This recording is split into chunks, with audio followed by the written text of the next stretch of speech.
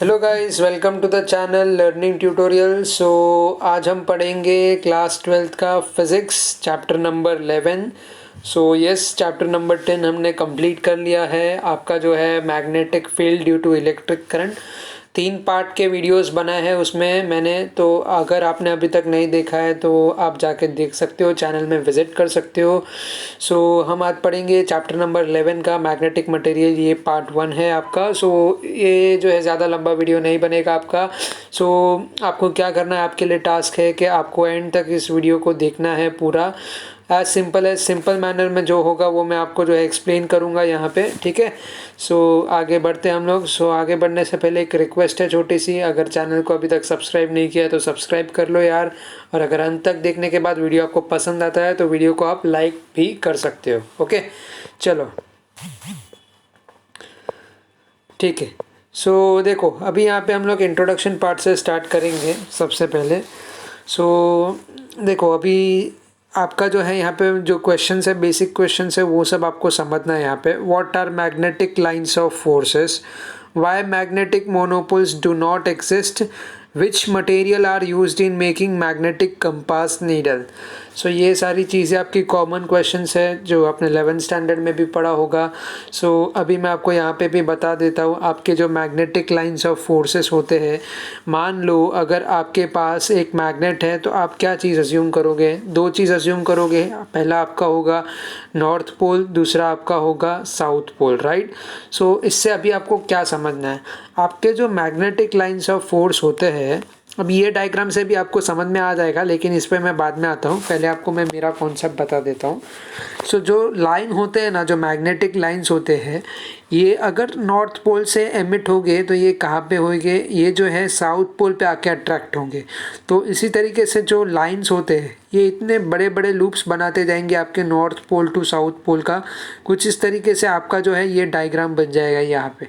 सो ये simple case में आपके जो है बार मैग्नेट के केस में ऐसा होता है। सो ये नेचर होता है आपका मैग्नेटिक लाइंस का, जिसका जो काम है ये नॉर्थ से साउथ पोल को अट्रैक्ट करना है। इनके सेम पोल आ जाएंगे, मान लीजिए ऐसा कुछ आपका है, यहाँ पे साउथ पोल है, यहाँ पे नॉर्थ पोल है, और सेम केस यहाँ पे भी है इस तरीके से कुछ। तो ये रिपेल होंगे, ये अट्रैक्ट नहीं होंगे। ओके, सो ये अट्रैक्ट यहाँ पे नहीं होंगे। यहाँ पे जो लाइंस ऑफ फोर्स है वो या तो ऐसे जाएंगे इस तरीके से, राइट, जो भी नज़दीक होगा उस तरीके से जाएंगे, लेकिन यहाँ पर जो है अट्रैक्शन नहीं हो पाएगा। उसकी वजह से आपका जो डायग्राम है वो जो फर्स्ट मैंने बनाया था बिल्कुल वैसा ही बनेगा। Okay, alright. So introduction part से हम लोग तो इसका आंसर सब आ गया आपका। जो है यहाँ पे मोनोपोल एग्जिस्ट नहीं करेगा। और जैसे ही आप सर्किट का भी डायग्राम आप ड्रॉ करते हो, जिसमें जो है मैग्नेटिक इफेक्ट की अगर हम बात करें, सो यहाँ पे भी समझ लीजिए कुछ फ्लो ऑफ करंट होता है positive, right, positive to negative terminal कुछ इस तरीके से होता है। सो ये जो वायर है, वायर भी आप समझ लीजिए, वायर अगर आप बाउंड करके रखोगे सो इसका फ्लो कैसे जाएगा? आपका फ्लो आपका जाएगा लाइक जो फ्लो ऑफ इलेक्ट्रॉन होगा वो स्टार्ट टू एंड टर्मिनल तक होगा। सो मोनोपोल जो है आपका यहाँ पे एग्जिस्ट नहीं करेगा। यहाँ पे डायपोल होना ज़रूरी है। डायपोल यानी कि आपका जो हो गया नॉर्थ पोल और south pole. Okay, so you have studied about magnetic dipole and dipole moment due to a short bar magnet. ठीक है, so also you have studied about magnetic field due to a short bar magnet at any point in its vicinity. When such a small bar magnet is suspended freely, it remains along the geographic north-south direction. This property can be readily used in navigation. So आपका जो है ये navigation यानी जो compass होता है, जो आपका नीडल होता है, वो भी इसी प्रॉपर्टी पे है जो है आपका यहाँ पर काम करता है। So in the present chapter you will learn about the behavior of short bar magnet kept in two mutually perpendicular magnetic field. So यहाँ पे behavior पढ़ेंगे हम। किसका behavior? short bar magnet का। किस related होगा? यहाँ पे जो short bar magnet है उसको हम mutually perpendicular रखेंगे मैग्नेटिक फील्ड के अंदर। सो ठीक है, सो यही सारी चीज़ें है। यहाँ पे आपको और भी चीज़ से यहाँ पे जो है ये सारी चीज़ें आ जाएगी आपकी डायमैग्नेटिज्म, पैरामैग्नेटिज्म, फेरोमैग्नेटिज्म। सो ये सारी चीज़ें भी आपको जो है अवेयरनेस मिलेगी इस वीडियो में। जो है ये सारे टॉपिक भी कवर हो जाएंगे आपके।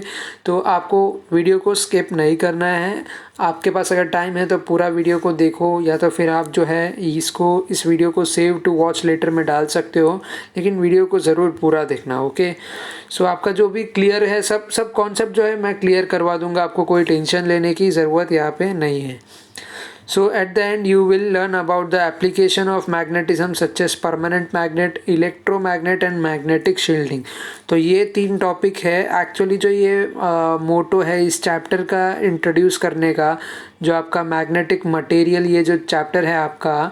सो इसमें 3 चीज़ जो है यहाँ पे आपका इम्पॉर्टेंट है। पहला आपका आता है परमानेंट मैग्नेट। ओके, सो ये परमानेंट मैग्नेट आपका इम्पॉर्टेंट है यहाँ पे। दूसरा हो गया आपका इलेक्ट्रोमैग्नेट। सो इसमें समझ में आता है आपको जो है इफेक्टिव टू इलेक्ट्रिक, राइट। सो ये इलेक्ट्रोमैग्नेट है। एंड मैग्नेटिक शील्डिंग, सो ये सारी चीज़ें हम लोग समझने वाले हैं। शील्डिंग भी एक अच्छा प्रोसेस है यहाँ पे जो है समझने के लिए आपको, ठीक है। सो फिलहाल एक डायग्राम देख लीजिए यहाँ पे सॉरी। ओके, सो ये डायग्राम है short bar magnet suspended freely with an inextensible string. Okay, so inextensible string क्या है यहाँ पे, यानी आपका स्ट्रेचेबल नहीं है वो, ये आपका है यहाँ पे शॉर्ट बार मैग्नेट को हैंग किया गया है, और ये जो है सस्पेंडेड थ्रू नॉर्थ पोल है, ठीक है। ये नॉर्थ पोल है आपका, और ये बार मैग्नेट का डायरेक्शन आप देख रहे हो, यहाँ से ये इस तरीके से कुछ हैंग किया है, लेकिन इसका डायरेक्शन जो है वो कैसा जा रहा है, यहाँ पे इसका डायरेक्शन कुछ इस तरीके से जा रहा है।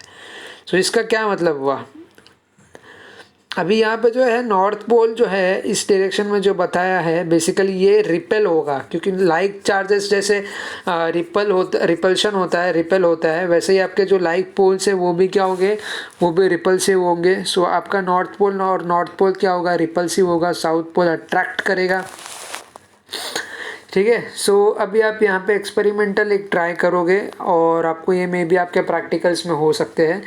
So now we will extend the above experiment further by bringing another short bar magnet near to freely suspended magnet.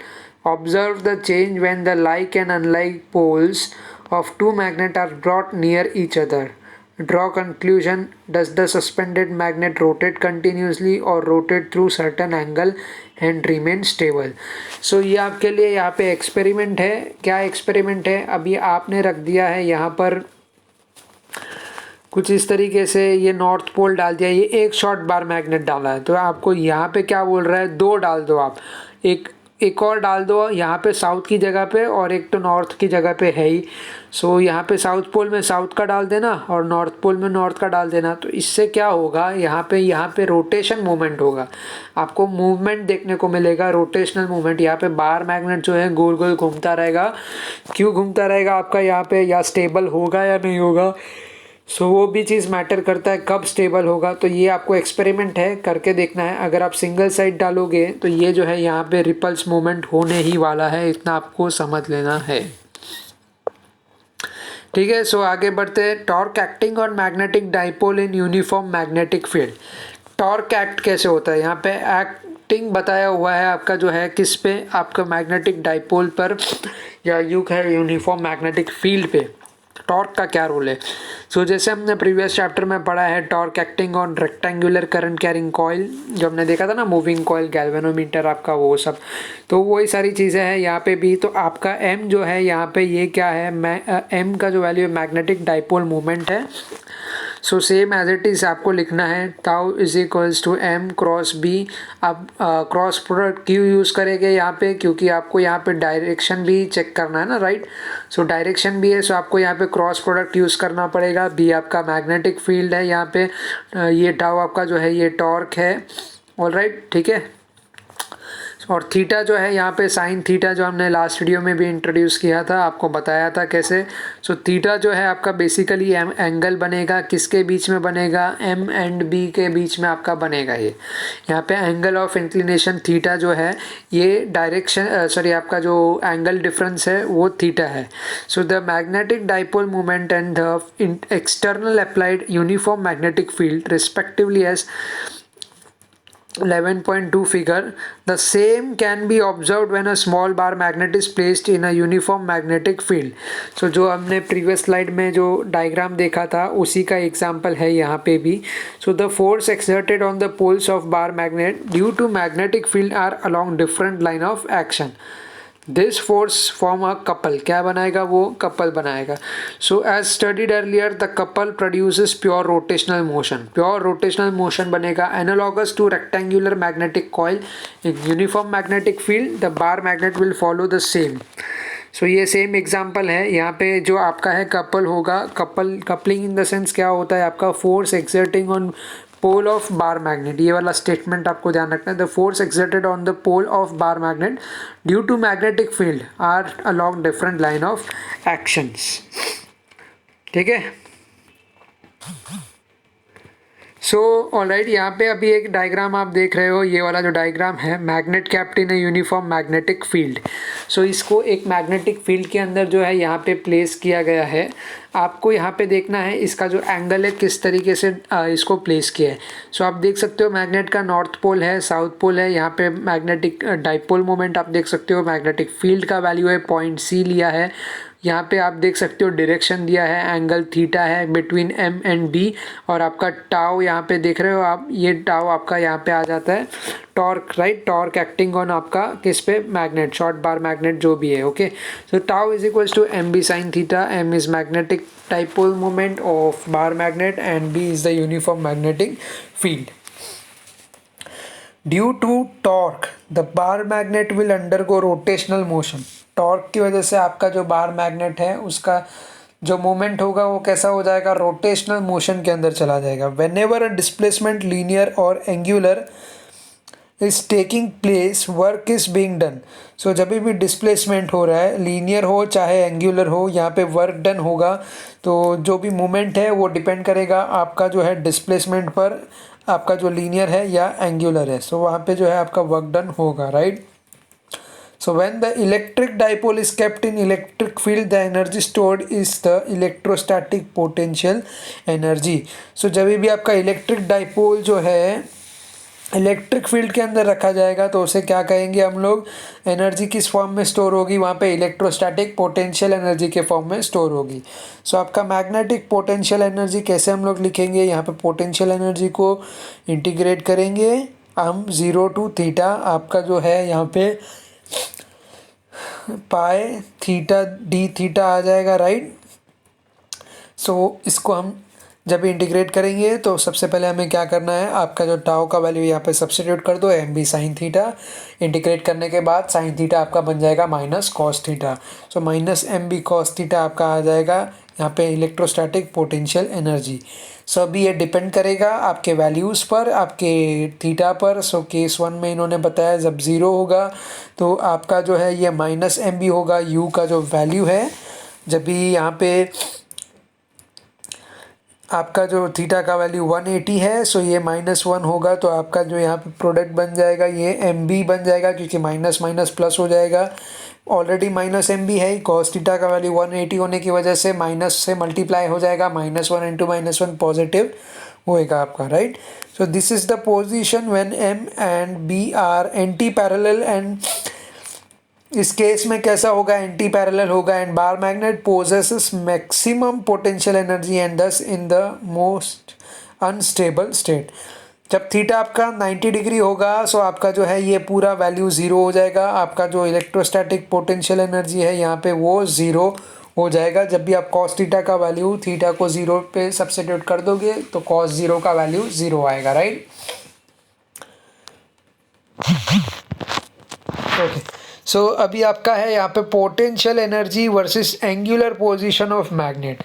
सो जो पोटेंशियल एनर्जी है आपका और जो एंगुलर पोजीशन है, जो आपका एंगुलर पोजीशन ऑफ मैग्नेट है, तो इसको हम लोग कैसे डिफाइन करेंगे यहाँ पे.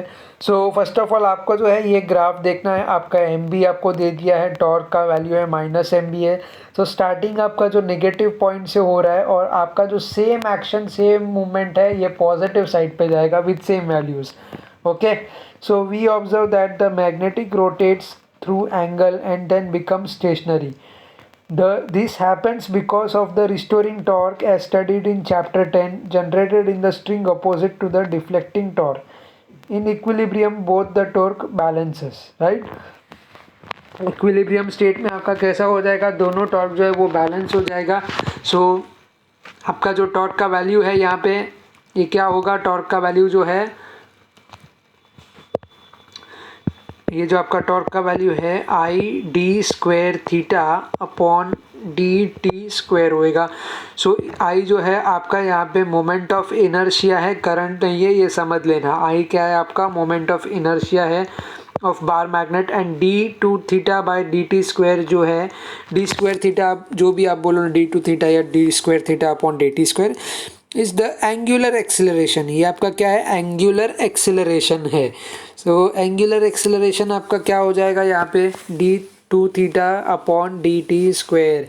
सो एक्सेलरेशन आपका metre square per second square होता है, लेकिन जो डी थीटा अपॉन डी टी स्क्वायर है वो आपका एंगुलर एक्सेलरेशन बनेगा। Okay, so thus we write the restoring torque. आपका ये रिस्टोरिंग टॉर्क है, फ्रॉम टू इक्वेशन आपको ये मिल जाएगा, आप इक्वेट कर दो, इक्वेट करोगे सो आपका जो है यहाँ पे ये वैल्यू बन जाएगा।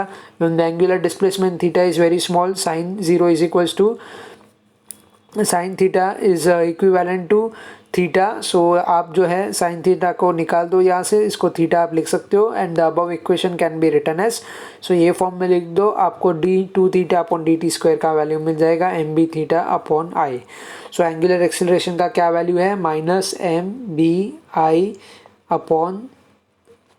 upon I into theta. Okay, so the above equation has angular acceleration on the left hand side, and ये angular acceleration है, and displacement theta on right hand side of equation with m, b and I being held constant. So I hope आपको ये जो है यहाँ तक पूरा clear हुआ है। सो आगे प्रोसीड करते हैं, और आगे प्रोसीड करने से पहले कहूँगा कि अभी तक सब्सक्राइब नहीं किया है तो सब्सक्राइब कर लो, साथ ही वीडियो को लाइक कर लो। सो नेक्स्ट पार्ट पे हम लोग मूव ऑन करेंगे अभी। अभी यहाँ पे हमारा जो कॉमन कॉन्सेप्ट आ जाता है सिंपल, आपका हार्मोनिक मोशन का जो है आपका एसएचएम का है, जो मैं आपको बहुत बार बता चुका हूँ। टी का वैल्यू क्या होता है आपका 2 पाई बाय ओमेगा होता है, ओमेगा के वैल्यू को आप सब्सटीट्यूट भी कर सकते हो। सो जो आपका यहाँ पे वैल्यू है जो एनालॉगस टू लीनियर एसएचएम, तो इसका जो आप कैसे लिख सकते हो, d two x upon D T square लिख सकते हो।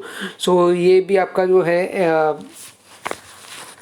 D two x upon D T square को आप लिखोगे, यानी एंगुलर एक्सेलरेशन आपका माइनस ओमेगा स्क्वायर एक्स से। सो सब्सटीट्यूट कर दोगे आप ओमेगा स्क्वायर का value M B I. Okay, so M B I को आप सब्सटीट्यूट कर दोगे, आपके जो टाइम पीरियड का फॉर्मूला है, सो आपको क्या मिलेगा, एंगुलर ऑसिलेशन मिलेगा बार मैग्नेट का, जो कि होगा 2 पाई अपॉन में आपका अंडर रूट में आई अपॉन एम बी आ जाएगा। So as simple as that, आप समझ गए टी का वैल्यू कैसे निकाल सकते हो, है ना। सो बहुत सिंपल था ये। अभी हम देखेंगे वाइब्रेशन मैग्नेटोमीटर। सो ये आप ये जो है वाइब्रेशन मैग्नेटोमीटर, ये एक ऐसा इंस्ट्रूमेंट है जो कि कंपैरिजन करने के लिए यूज़ होता है, राइट। सो यहाँ पे वाइब्रेशन मैग्नेटोमीटर है, is used for the comparison of magnetic moment and magnetic field. ये कंपेयर करेगा किस दो चीज़ को, आपके मैग्नेटिक मोमेंट को और मैग्नेटिक फील्ड को। This device works on the principle that whenever a freely suspended magnet in a uniform magnetic field is disturb from its equilibrium position.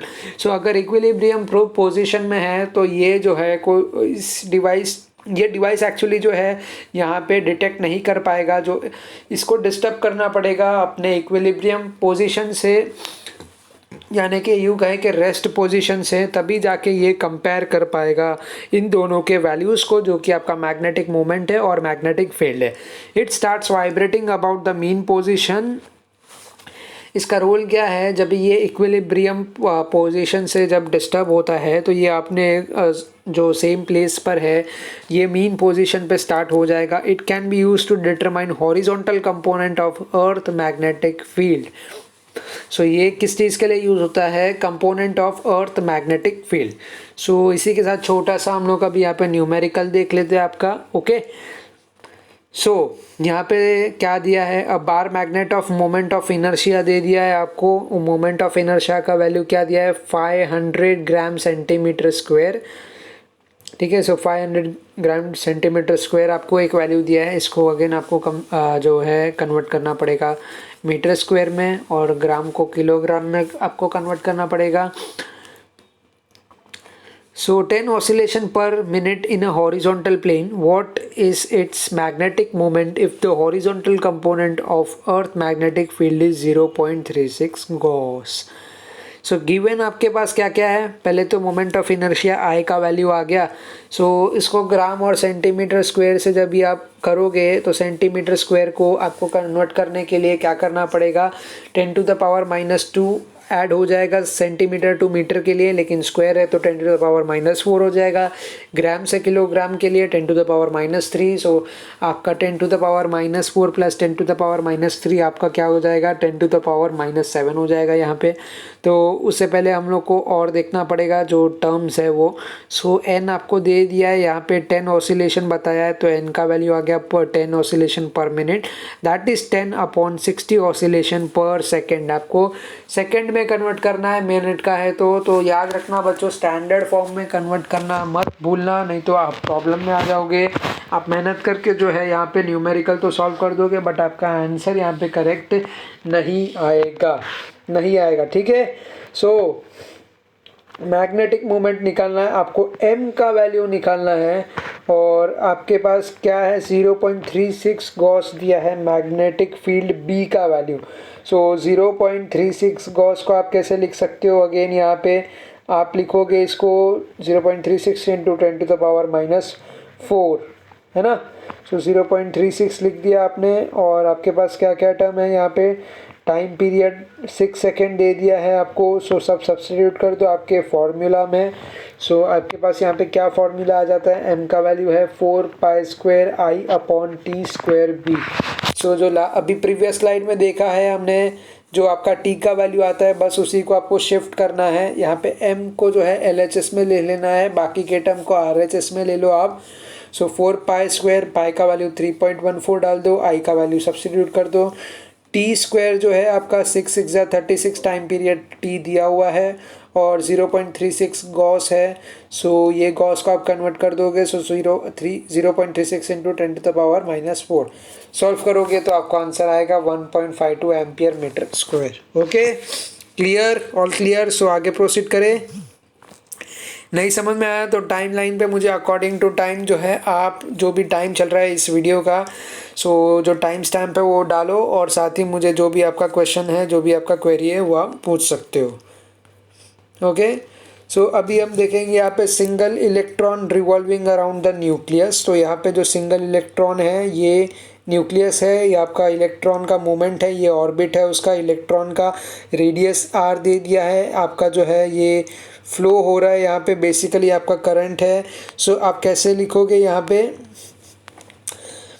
So length l भी दे दिया है आपको यहाँ पे, राइट. आपका मैग्नेटिक मोमेंट m दिया है. ओके. सो आपका E का वैल्यू क्या हो जाएगा, IT हो जाएगा. आपका जो इलेक्ट्रॉन है उसको हम लोग क्या बोलते हैं, बेसिकली चार्ज बोलते हैं. सो Q = IT, जो हमारा बेसिक फॉर्मूला है वो लिख दो.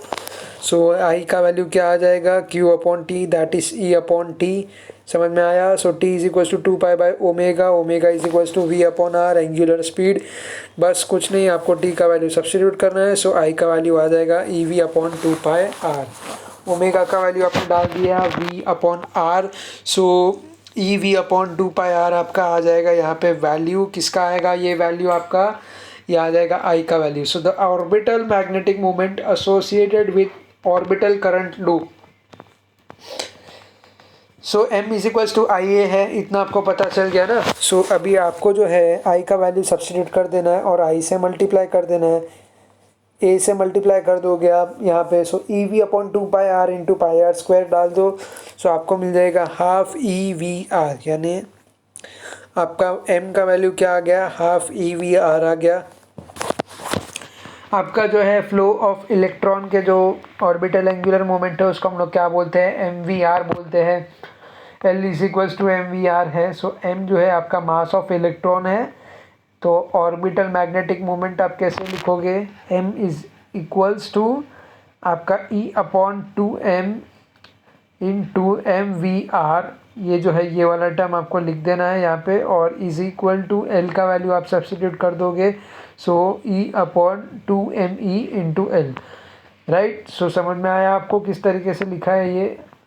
देखो यहाँ पे आपने 1/2 EVR है, 1/2 ई वी आर लिख दिया, ये e into V into R, M multiply divide कर दो, सो एम वी आर को एल से सब्सटीट्यूट कर दो, आपका खाली जो है एम यहाँ पे ऊपर जो ई वी आर के टर्म्स में था आपका, उसको जो है आप मास ऑफ इलेक्ट्रॉन से डिवाइड कर दोगे तो ऊपर आपका एल का टर्म रेडी हो जाएगा। सो एल से सब्सटीट्यूट कर दो फॉर्मूला को, तो आपका ये क्या बन जाएगा, E two L upon two M. So ये इक्वेशन क्या बोल रहा है आपको, this equation shows the orbital magnetic moment is proportional to the angular momentum. क्या है, ये डायरेक्टली प्रोपोर्शनल है किससे, सो ऑर्बिटल मैग्नेट जो आपका है ऑर्बिटल मैग्नेटिक मोमेंट वो एंगुलर मोमेंट से यहाँ पे डायरेक्टली प्रोपोर्शनल है। सो एम का वैल्यू हमने निकाल दिया यहाँ से। सो ये रिजल्ट जो है आपको किसके थ्रू मिलेगा, क्वांटम मैकेनिक्स के थ्रू मिलेगा आपको ये रिजल्ट यहाँ पे। सो ई अपॉन टू एम को हम लोग क्या बोलते हैं, गायरो मैग्नेटिक रेशियो बोलते हैं। सो ये एग्ज़ाम में भी आ सकता है, MCQs में आ सकता है बेसिकली, तो आपको यहाँ पे समझना होगा, ठीक है। सो क्या आपको समझना है, what you need to understand is that, like जो आपको गायरो मैग्नेटिक रेशियो पूछा जाता है, if it has been asked in your exam, so you need to understand that the value over here is two e upon two M. So what is the ratio over here, e upon two M. So m का value क्या है, it is the mass of electron. So again यहाँ पे जो है आपका angular momentum जो है is integral in n multiple of h upon two pi. So second postulate आपका किसका है, यहाँ पे बोर्स थियोरी का है, बोर्स थियोरी आपका जो सेकेंड पॉस्टुलेट है। सो l का वैल्यू mvr है। सो आप अगेन इसको कैसे लिख सकते हो, nh अपॉन टू पाई से लिख के इक्वेट कर दोगे, है ना। सो m को आपको क्या करना है, LHS में लेके बाकी के टर्म को RHS में आप शिफ्ट कर दो। सो आपका m का वैल्यू क्या बनेगा, ENH अपॉन 4πm। देखो समझ में आया कि नहीं आया, यही फॉर्मूला को लिखो यार, इसी को m को ये रख दो और VR को जो है नीचे भेज दो। तो VR को आप नीचे भेज दोगे तो क्या हो जाएगा, यहाँ पे NH अपॉन आपका 2π एज इट इज़ रहेगा, और आपका जो है यहाँ पे VR का वैल्यू आप सब्सटीट्यूट कर दोगे नीचे। सो ये क्या हो जाएगा आपका, अगर आप VR का वैल्यू निकालते हो यहाँ से, सो आपको यहाँ पे VR का वैल्यू ये मिल जाएगा, समझो ये वाला वैल्यू है यहाँ पर आपका। सो आपको क्या मिलेगा, ये ENH अपॉन 2πm।